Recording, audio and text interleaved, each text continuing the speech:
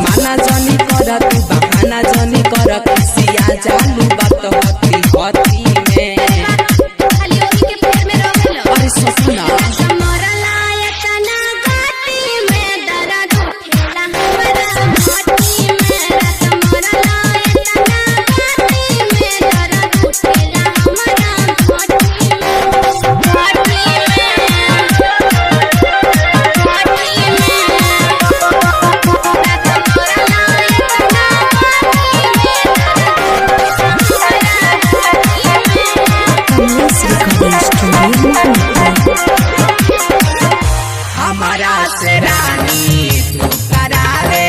लोनी हो रहा हो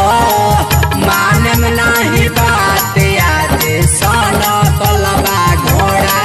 हो सोना तलबा घोड़ा हो मेहरी के दुख बुझे हमर पिया हो बेटा पहिले दूध हरदी बुतई हमार मदिया हो काहे करेलू जिदी होई